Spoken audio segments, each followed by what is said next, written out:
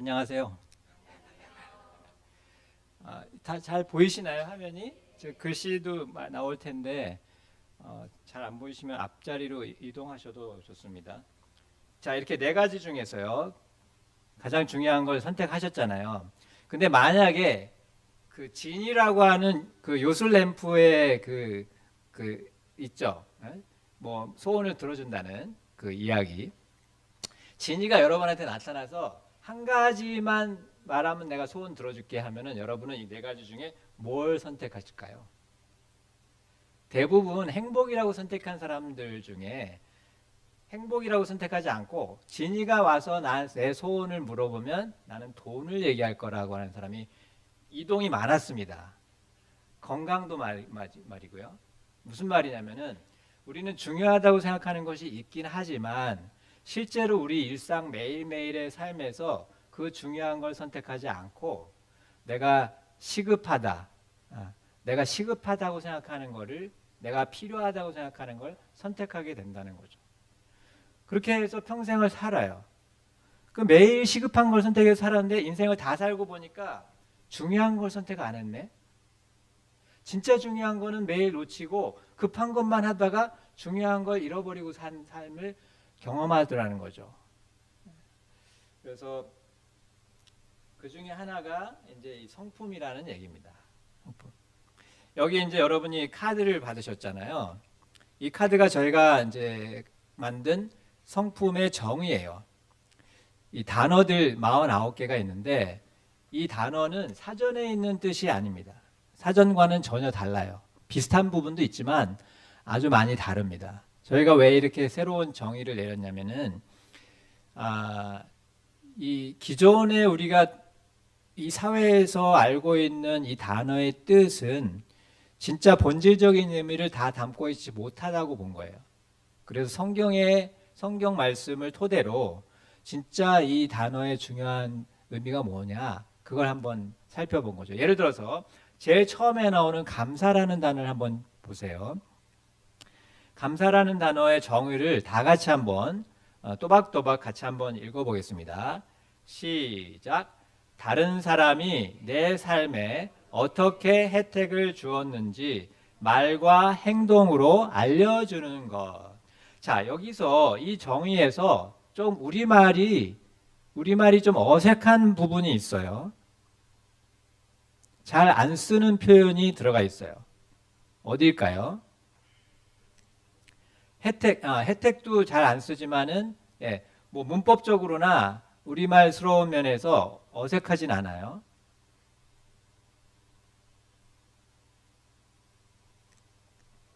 어떻게? 왜 그렇죠? 보통 저희는 어떻게 뭐라고 얘기하냐면 다른 사람이 내 삶에 어떤 혜택을 주었는지 이렇게 생각해요. 그걸 감사해요. 자, 무슨 말이냐면은 우리는 보통 감사를 할 때 내가 받은 혜택, 그것이 어떤 건지, 그것이 혜택이면 일대 우리가 감사를 하죠. 그렇죠? 그런데 저희 성품 정의는 어떤 혜택이 아니라 어떻게 해요. 어떻게는 어떤 혜택은 내 중심이죠. 나 중심이죠. 내가 어떤 혜택을 받았냐 이게 중요한 거예요. 근데 어떻게 혜택은 어떻게는 뭐에 부사해요? 내가 받은 것을 어떻게 받았는지 물어보는 게 아니라 그 상대방이 나한테 어떻게 주었는지를 보자는 거예요. 그러니까 감사는 내가 어떤 예를 들어서 제가 이제 맑은 공기 마셔서 좋다. 이건 뭐예요? 어떤 혜택을 받았는지 감사하는 거예요. 그렇죠? 오늘 날씨가 좋아서 좋다. 이건 내가 어떤 혜택을 받았는지 좋아하는 거예요. 그렇죠? 그리고 우리는 다른 사람을 뭐 굶는 사람인데 우리는 밥 먹을 게 있어. 그럼 내 어떤 혜택을 감사하는 거죠. 그렇죠? 근데 어떻게는 누군가가 내가 이런 혜택을 누리도록 누군가가 어떤 일을 해준 거예요. 그거를 내가 헤아려서 헤아려서 헤아린다는 건 가만히 있으면 되지 않죠. 계산한다는 말이거든요. 계산을 하려면 어떻게 해요? 우리가 생각을 해야 되죠. 그렇죠? 계산을 하려면 계속해서 이거를 더하고 더하고 더하고 빼고 빼고 빼고 이렇게 계산을 해야 된단 말이에요. 그러면 거기에 내 정성이 들어가죠. 내 마음이 들어가죠. 예를 들면 차가 있어서 좋죠. 감사하죠. 차. 그건 어떤 혜택이에요? 그거를 어떻게 혜택으로 바꾸면 어떻죠? 어떻게 될까요?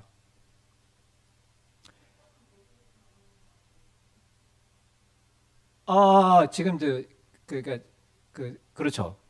예를 들어서 대중교통 버스를 내가 탈 수 있어서 감사하죠. 버스를 운전해 주신 분이 있고, 그렇죠? 버스를 만들어 주신 분이 있고, 그렇죠? 버스를 또 고장 날 때 수리해 주시는 분도 있고, 그러니까 감사할 분들이 너무 많은 거예요.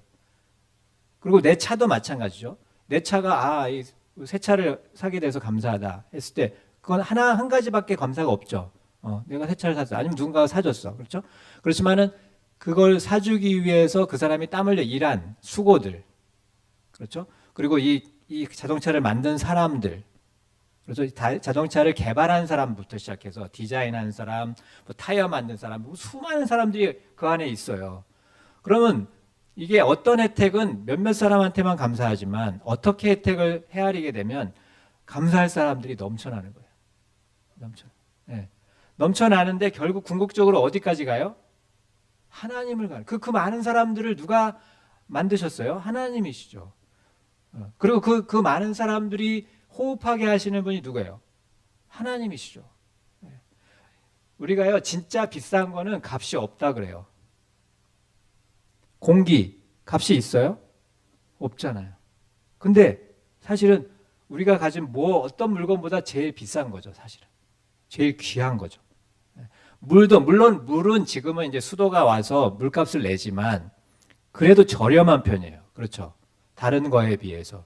그렇지만 물보다 더 귀한 게 거의 없어요. 우리가 먹는 어떤 것도, 어떤 물건도 물보다 귀한 게 없어요. 물 없으면 우리 죽어요. 예. 뭐 먹을 게 없어서 한 열흘 40일까지도 금식을 할 수 있지만 물은 안 먹으면 안 돼요. 예. 그러니까 하나님은 진짜로 우리에게 중요한 거를 공급하시는 분은 궁극적으로는 하나님이시란 말이에요. 그러니까 우리가 어떻게를 자꾸 추적할 때, 헤아릴 때 결국 하나님이 하신다는 거를까지 알게 된다는 거예요. 그러니까 이 성품은 단순하게 어떤 행동만 보는 게 아니라 그 행동 이면에 보이지 않는 영역들을 볼 수 있도록 우리의 눈을 열어줘요. 그거를 성경에서는 영적인 눈이라고 하죠.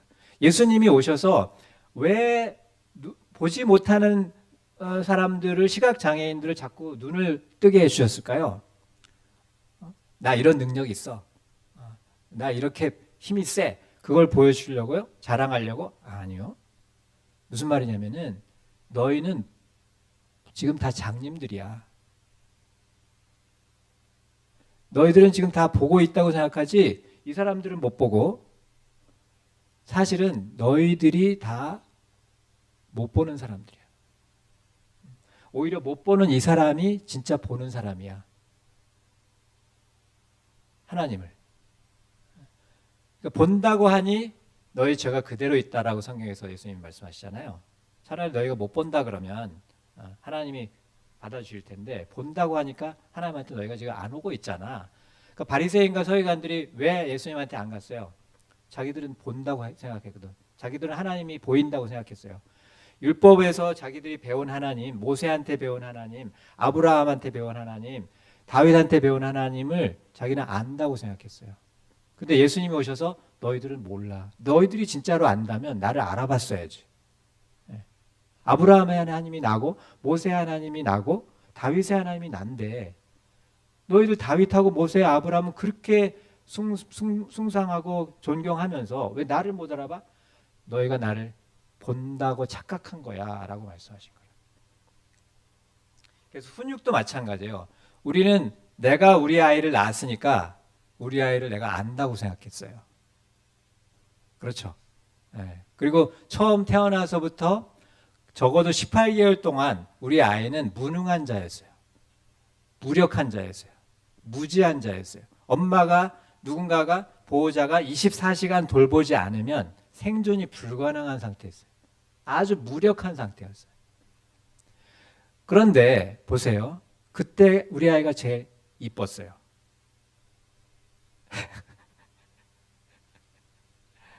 제일 아름다웠어요. 늘 나에게 기쁨이었어요.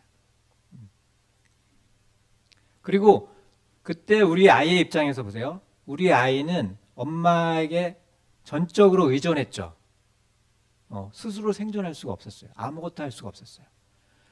자, 엄마에게 100% 의존한다는 말을 뒤집으면 엄마를 100% 누린 거예요.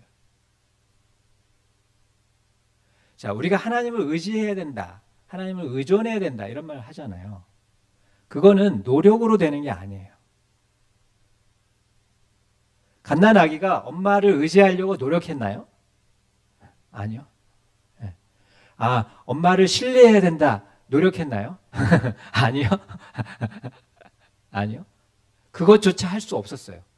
그것조차. 신뢰하는 것도 의지하는 것조차 할 수 없었고 그것이 필요한지조차 몰랐어요. 근데 그때가 가장 엄마를 누린 기쁨 상태. 그러니까 하나님을 우리가 누린다고 하는 것, 이것은요, 내가 뭘 열심히 한다고 누려지는 게 아닌 거예요. 오히려 나는 하나님을 모르는구나. 나는 나를 모르는구나. 나는 이 세상이 정말로 무엇인지 모르는구나. 내가 무제한하다는 것, 내가 모른다는 것을 알고, 그러니까 우리가 하나님을 안다는 건요, 내가 진짜 하나님을 모르고 있구나라는 걸 알아가는 거예요. 장님이 코끼리 만진다는 말 우리가 잘 알잖아요. 장님이 다리 기둥을 만지고 이건 기둥이네라고 자기가 안다고 생각하는 순간 틀린 거죠. 코끼리를 모르는 거잖아요. 우리가 성경을 보면서요, 이게 하나님이구나라고 하는 순간 우리는 하나님을 놓치는 거예요. 무슨 말이냐면 성경의 그 모든 말씀들은 하나님의 부분을 가리키는 거예요. 부분, 일부분. 근데 우리는 그 일부분을 보고 내가 하나님을 알았다고 막 기뻐해요. 나쁜 건 아니지만은 잘못하면 거기에 갇혀서 진짜 크신 하나님을 못 보고 갈 수 있다는 거죠. 그래서 훈육이라는 것은 말 그대로 문자에 갇히면 품성이나 도덕을 가르쳐서 기른다, 이런 뜻이에요. 가르친다는 뜻이 있고 기른다는 건 뭐예요? 성장하게 한다, 확장하게 한다, 증감하게, 증대하게 한다, 이런 말이에요. 그런데 이런 책이 있어요. 자녀 교육 사랑을 이용하지 말라.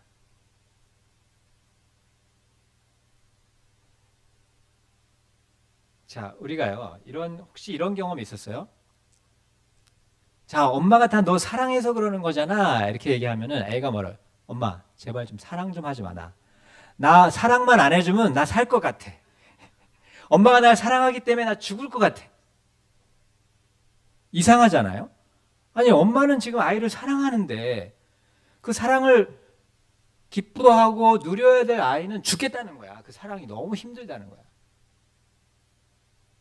그럼 엄마는 지금 뭐 하는 거예요? 사랑을 하는 거예요? 아이를 죽이고 있는 거예요, 지금. 사랑이라는 단어는 쓰지만 단어는 같은 동음이지만 같은 발음은 같아요. 사랑이라고 발음은 같아. 근데 엄마는 사랑이라고 똑같은 발음을 얘기하지만 사랑이라고 쓰고 뭘 하고 있어요?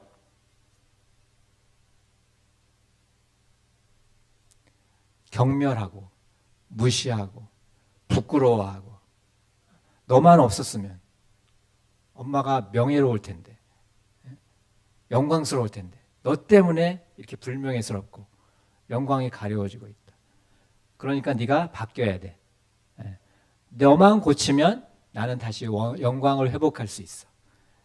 그걸 우리는 사랑이라고 열심히 하는 거예요. 열심히. 그러니까 받는 사람은 그게 사랑이 아닌 걸 알죠. 그래서 여기에 얘기하는 게 unconditional parenting, 이 영어예요. 컨디션이라는 말은 다 알죠. 뭐 약도 있잖아요, 컨디션.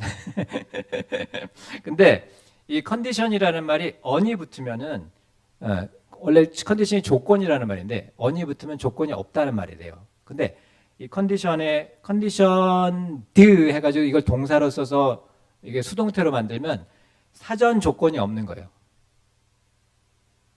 사전 조건.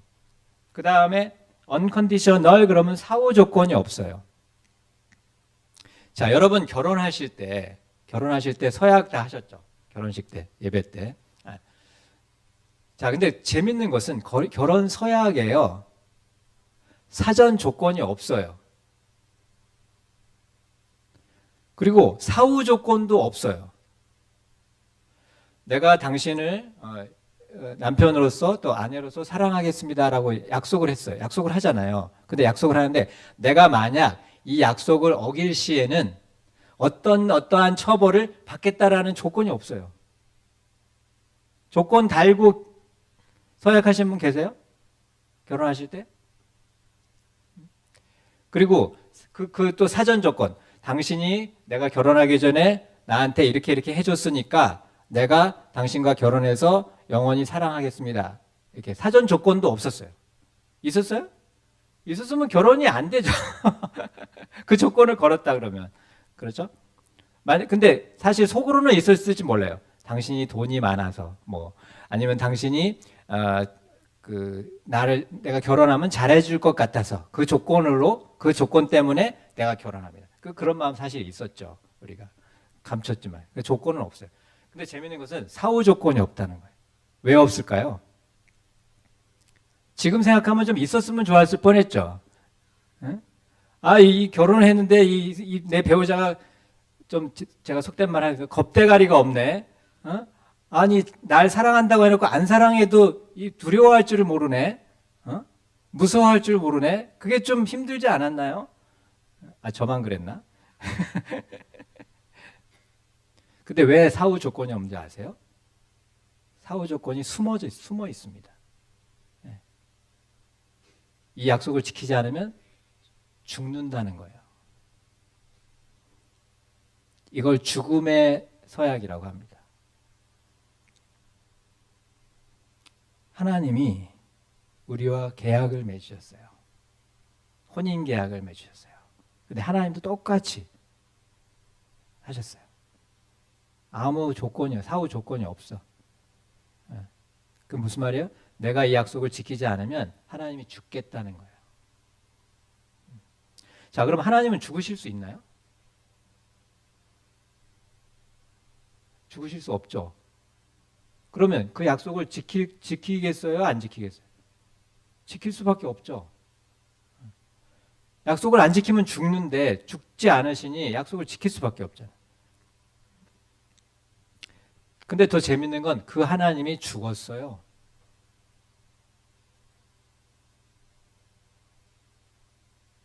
그럼 원래 이 약속을 내가 지키지 못하면 상대방이 죽는 거잖아요. 그렇죠?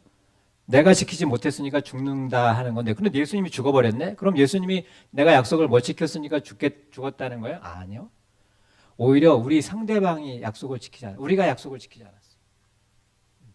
우리가 약속을 지키지 않은 걸 대신해서 죽으신 거예요, 예수님. 그러니까 우리가 죽을 것까지 대신하신 거죠. 그러니까 예수님은 부활하실 수 있는 거죠. 그래서 우리가 자녀 교육에서 좀 오해할 게, 더 이상 사랑하지 마세요, 자녀를. 내가 생각하는 사랑으로 하지 말라는 거지. 우리는 사랑을 오해하고 있었어요, 그동안. 내가 소유하고 싶은 것, 내가 기대하고 싶은 대로 되는 거를 사랑이라고 착각했다고요. 우리 아이를 내가 원하는 모습으로 만드는 거를 내가 우리 아이를 사랑하는 걸로 착각했던 거죠. 그래서 복음적 훈육과 전통적 훈육이 있습니다. 전통적 훈육은 이런 거예요. 율법주의, 행동주의, 결과주의, 외형주의, 능력주의, 노력주의. 요즘 노력주의가 아주 팽배하죠.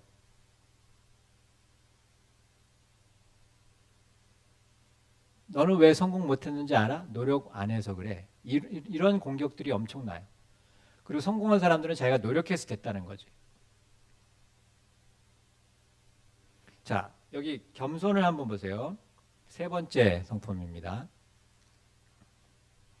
같이 한번 읽어볼까요? 시작. 내가 성취한 것은 다른 사람 덕분임을 인정하는 것.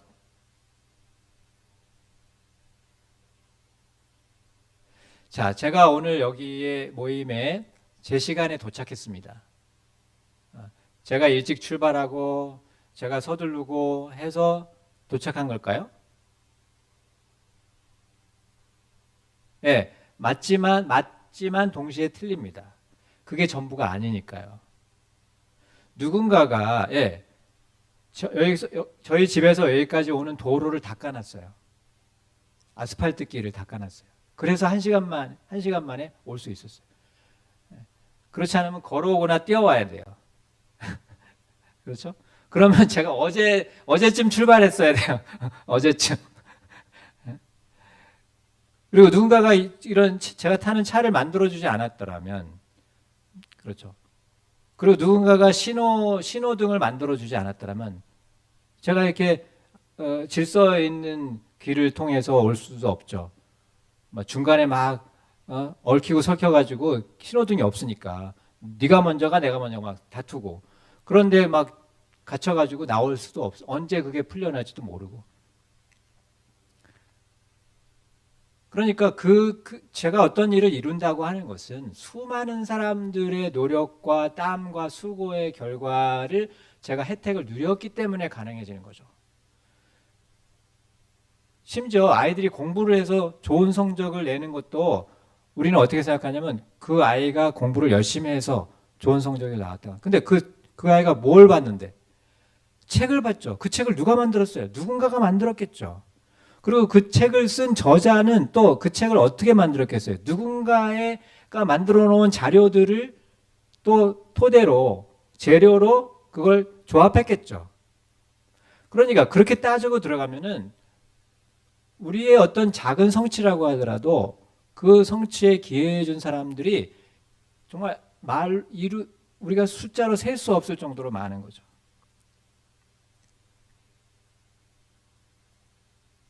근데 우리가 지금 우리의 기도 내용을 한번 보세요. 자, 우리가 기도를 열심히 해요. 기도 내용이 다 뭐예요? 이거 해주세요, 저거 해주세요, 이거 바꿔주세요, 저거 바꾸세요. 하나님 입장에서 보면 뭐예요? 맨날 나한테 와가지고 뭐 하는 거예요? 민원 넣는 거예요. 민원. 네? 그 민원 많이 넣는 사람을 뭐라고 해요? 네? 그거 좀 심하잖아요, 그렇죠? 많이 넣는 사람은 그 좋게 안 보잖아요, 그렇죠? 공무원들이 저 사람 또 왔어, 저 사람 또 왔어. 그러면은 자, 하나님은 그 정도 수준은 아니죠. 근데 우리가 이렇게 맨날 하나님한테 가서 기도하는 모든 내용이 다 요구야, 불만이야, 다 민원이야, 민원. 그러면 하나님이 내가 하나님 만나러 간다 그럴 때 나를 기다려질까요? 기다려질까요? 그래서 유명한 수도사 한 분이 아주 어마어마한 명언을 남겼어요.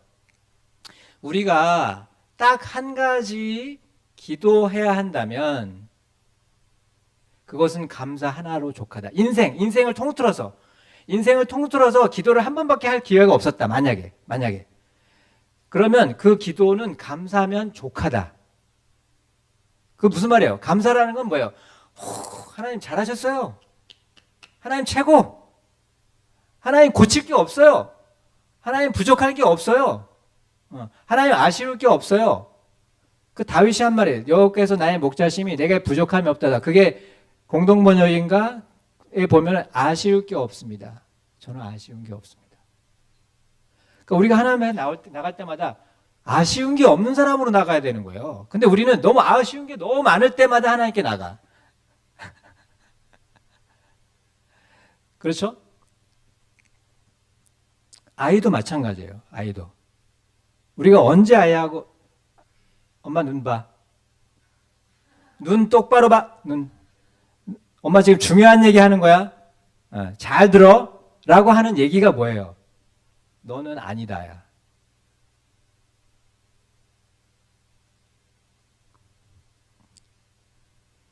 이게 얼마나 슬픕니까? 아니 엄마가 나한테 중요하다고 내 눈 보고 나를 엄마 눈 쳐다보라고 하는 얘기가 너는 이 세상에서 가장 귀중한 존재야라는 말이 아니라 너는 아무것도 바뀌지 않아도 엄마는 널 무한히 사랑해. 예. 네가 무슨 짓을 해도 너는 내 귀중한 아들이야. 내 딸이야.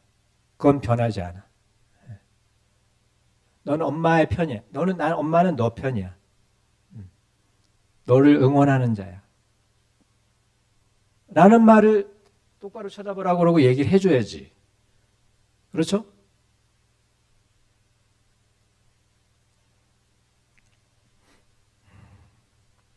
그러니까 우리 엄마 아빠의 눈이 무서운 거예요. 안 보고. 그러니까 이 중딩들 가장 그 두드러진 현상이 뭐예요? 눈을 안 쳐다본다. 엄마 아빠 눈을 안 쳐다봐요. 애들이 눈을 안 쳐다봐요.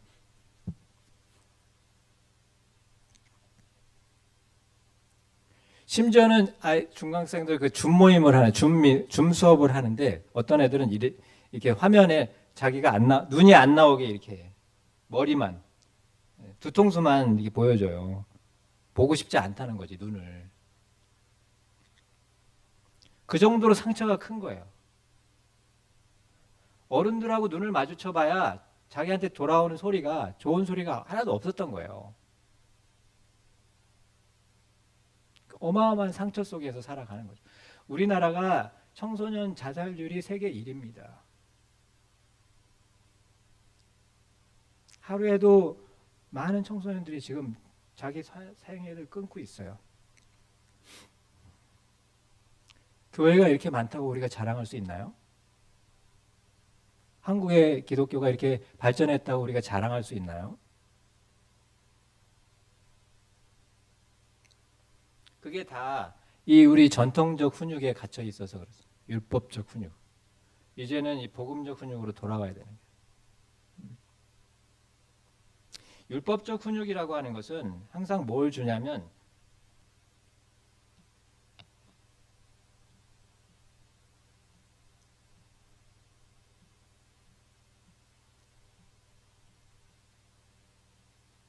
굿 어드바이스예요. 굿 어드바이스를 줘요. 좋은 충고죠. 충고는 뭐냐면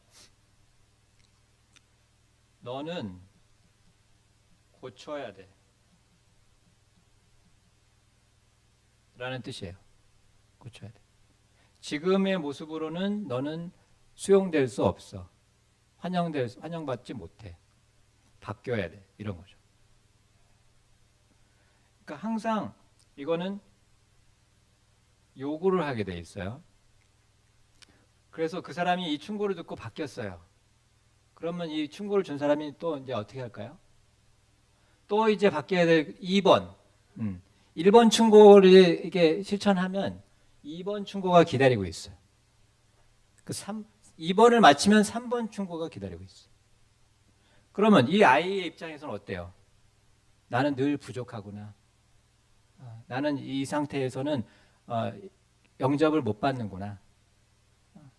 수용을 못 받는구나. 이런 생각을 하게 되죠. 자기 정체성이, 자존감이 푹 꺼져요. 이 복음적 훈육이라고 하는 것은 굿 뉴스예요.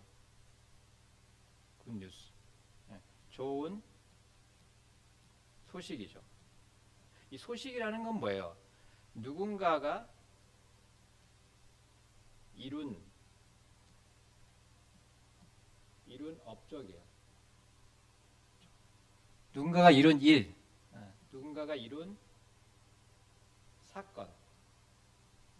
그 사건이 나한테 좋은 영향을 준다는 거죠.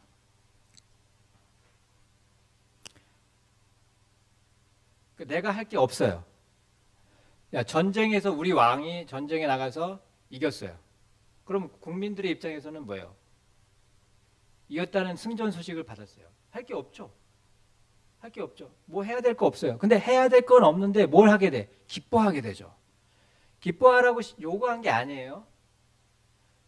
감사하라고 요구한 게 아니에요. 그런데 그 소식을 듣는 순간 감사가 나오고 기쁨이 터져 나오죠.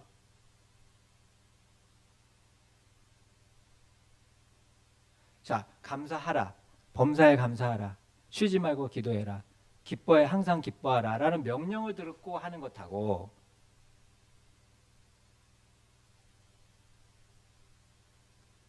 예를 들면 이런 거예요. 자, 우리 이제 이런 거 잘하. 저도 많이 했는데 실수를. 우리 아이들끼리 서로 싸워요. 그러면 이제 시시비비를 가른 다음에 네가 잘못했지? 미안하다고 해. 그러면 미안해. 이게 지금 미안한 거예요. 미안한 아이가 미안한 감정이 드는지 물어보지도 않아요. 엄마는. 감정은 중요하지 않아. 얘 마음은 중요하지 않아. 미안하다는 말이 나오는 게 중요해. 엄마한테는. 그리고 자 미안하다 했어. 그래, 자, 그래 미안하다 들었지? 그러면 이제 너 이제 마음 풀어. 마음이 어떻게 풀려요? 지금 그 마음에도 없는 소리 한 애 미안하다는 사과를 듣고 마음이 풀릴 수가 있어요? 우리는 그렇게 되나요? 그게 나도 안 되는데 아이한테 지금 안 되는 걸 요구하고 있잖아요. 그래서 자 그럼 이제 미안하다 했으니까 동생이 미안하다 했으니까 너 용서해. 용서한다 그래. 그러면 용서할게. 그럼 됐어. 문제 해결. 엄마는 이러고 가요. 그러면 이 둘은 어떻게 돼? 어떡하라고? 둘은 가짜로 살려고? 용서가 안 됐는데 미안하지 않은데 그러지 않은 척하고 살 수밖에 가르쳐 준 게 없잖아요. 지금 이 훈육에서는. 근데 우리는 그걸 보고 용서를 가르쳤고 나는 사과를 가르쳤어. 우리 아이한테. 나는 훈육 잘했어. 그러고 있는 거예요. 훈육을 잘한 게 아니라 아이한테 가식적인 위선적인 행동을 훈련한 거예요. 지금 훈련해 준 거예요. 마음에도 없는 소리를 할 수 있는 능력을 만들어 준 거라고요. 이거 어떻게 해요? 그게 다 우리 전통적인 훈육, 이 율법주의에서 받은 우리의 압박, 억압에서 우리가 자연스럽게 터득한 생존 전략인 거예요. 그래서 바로 예수님께서 오셔서 그래서 이제 이 초점이 중요한데요. 자, 우리는 보통 이 전통적인 훈육에서는 뭐에 초점을 맞추냐면은 아이가 한 말과 행동에 초점을 맞춰요.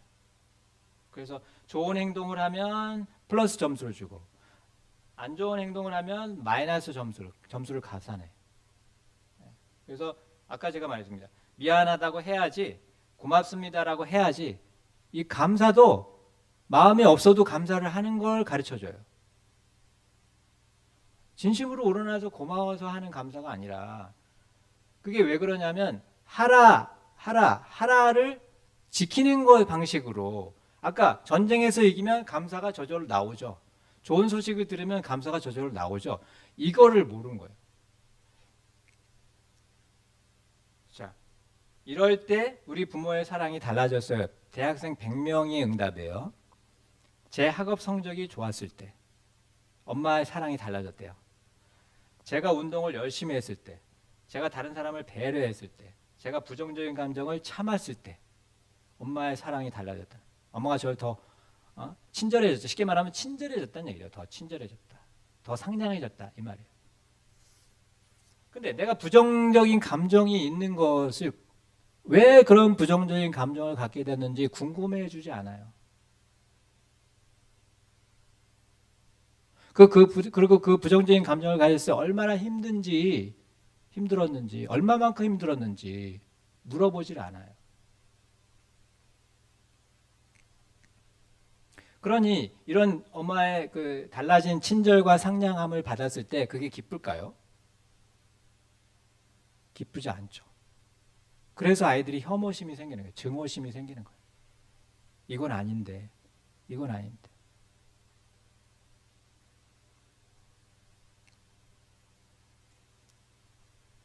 이런 거죠. 행동은 빙산의 일각과 같아요.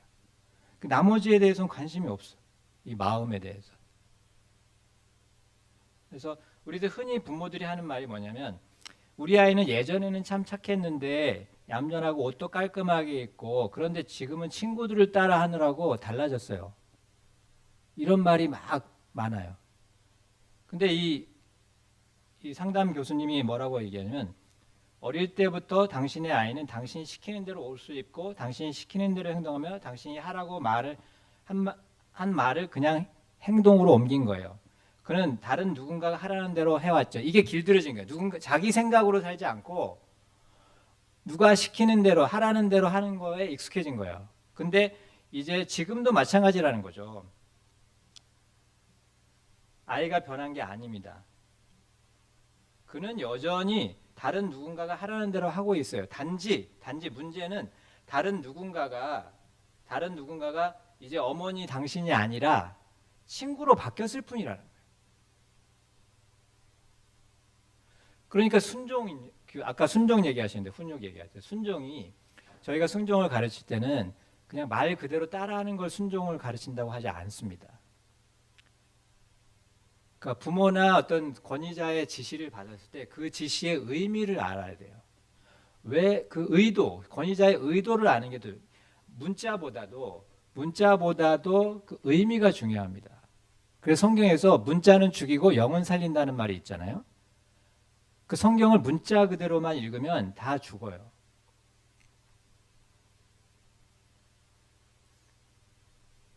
대신에 이 초점이 이 복음적인 훈육은 복음을 아는 경험한 부모의 훈육은 아이의 행동이나 말에 초점을 두지 않고 존재에 말을 둡니다. 초점을 둬요. 어린 아이 때를 한번 생각해 보세요. 이 아이의 어떤 행동 때문에 우리 아이가 이 아이를 보살피고 사랑했나요? 아니죠.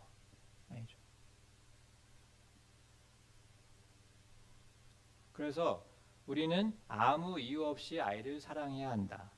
중요한 점은 우리가 아이를 조건 없이 사랑한다고 내가 부모가 믿는 것이 아니라 자녀가 조건 없이 사랑을 받는다고 느껴져야 된다는 거죠.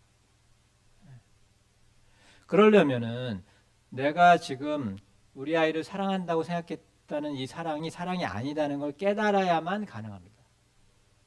지금까지 내가 사랑한 사랑은 진짜 사랑이 아니었구나.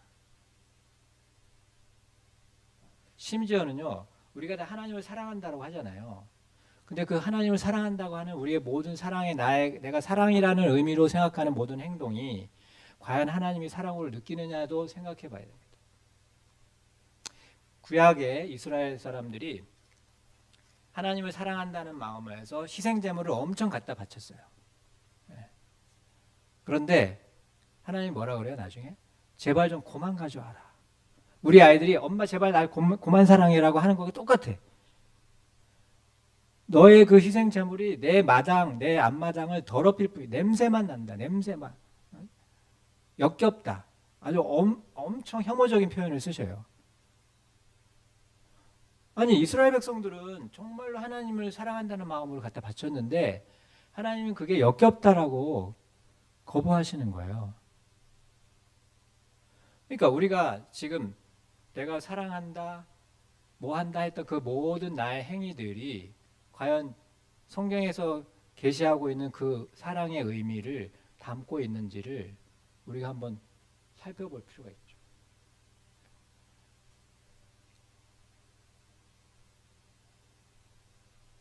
그래서 부모의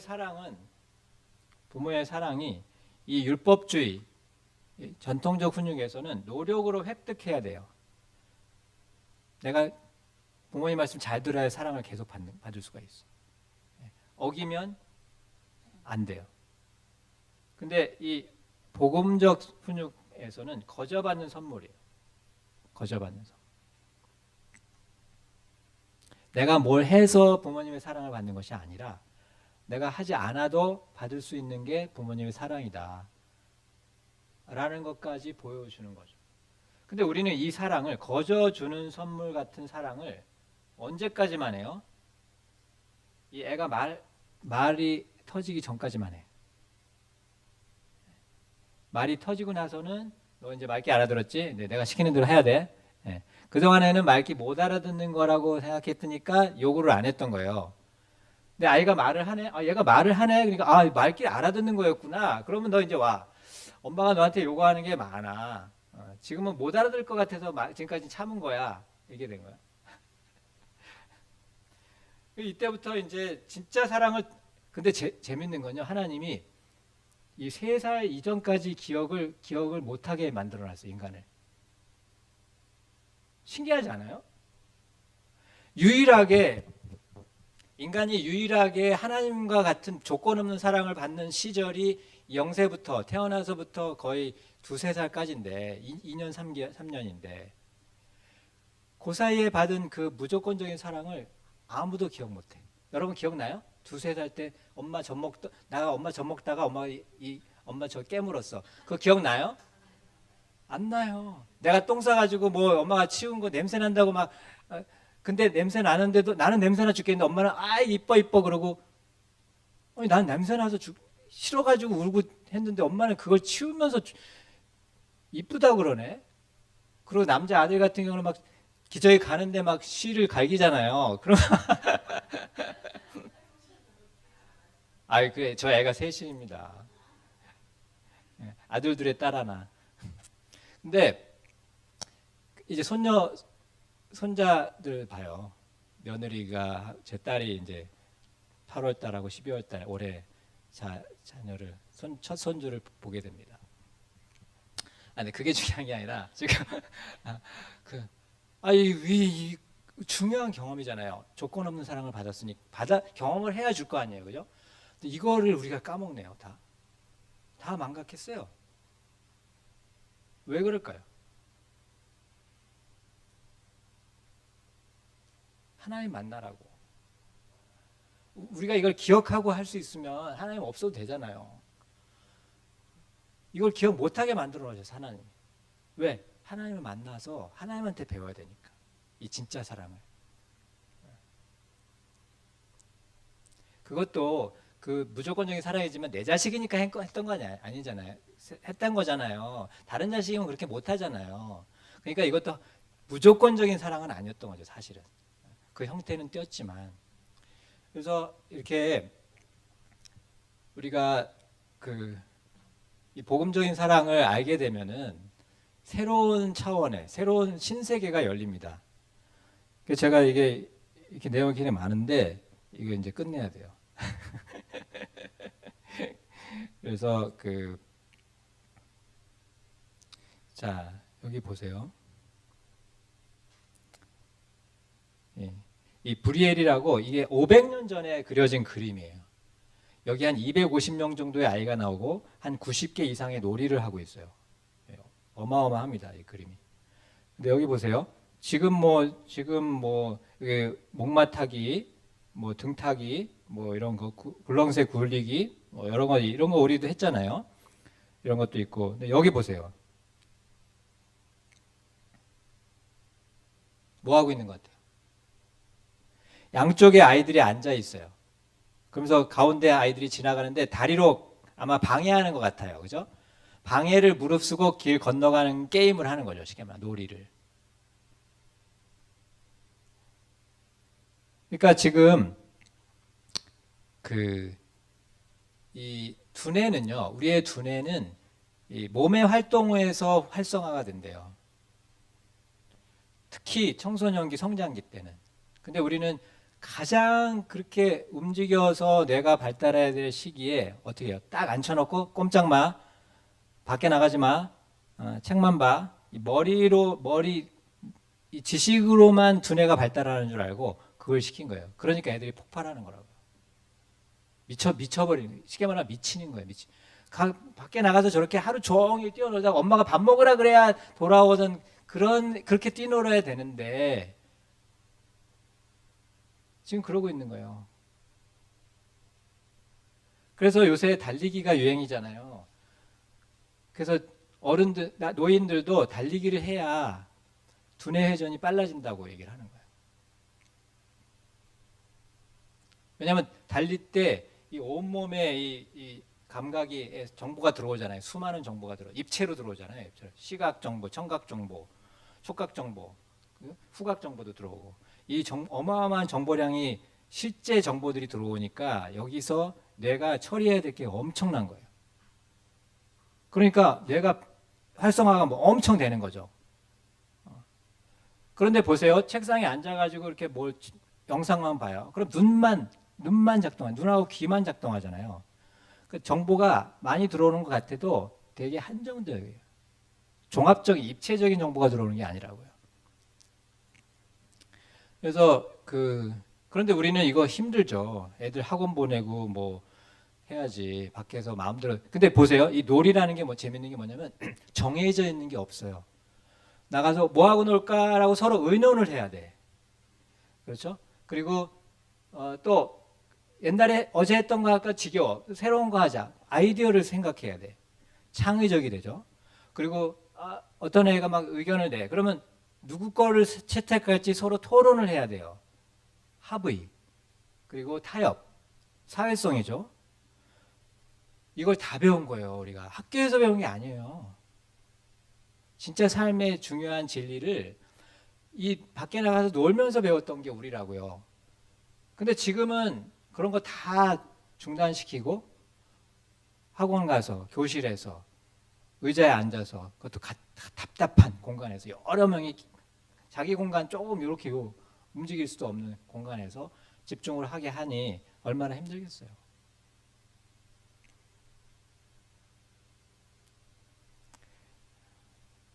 그래서 이게 쥐 다람쥐처럼 이렇게 계속 돌고 도는 이 세상에서 사는 거죠.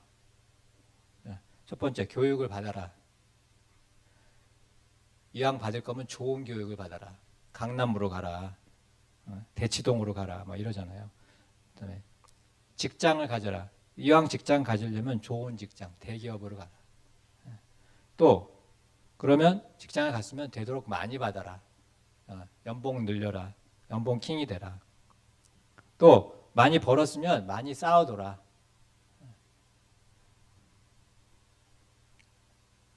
그리고 하나도 뺏기지 마라. 이게 이 세상이에요. 계속 돌아가는 거예요. 또 더 늘리기 위해서 교육받고 또 유튜버가 나서 이제 막 배울 게 너무 많아요. 근데 다 왜 배워? 더 쌓으려고 배우는 거죠. 근데 이게 뭐다? 가장 많은 장난감을 갖고 죽는 자가 승자인 게임을 지금 하고 있는 거예요. 바보 같은 게임을 하고 있는 거예요. 우리가 지금. 다 죽을 때도 가져가지 못할 것까지 막 쌓아놓고 그래도 남보다 많이 가졌다고 우쭐하고 행복감을 느끼고 살고 있는 거예요. 하나님이 위에서 보실 때 얼마나 그 얘기 나오잖아요. 부자에 대해 하나님께서 곳간에 쌓아두고 니까 하나님이 웃으시잖아요. 그래서 제가 이제 뭐 짧은 시간이지만 여러분에게 복음적 훈육을 조금 알려드렸습니다.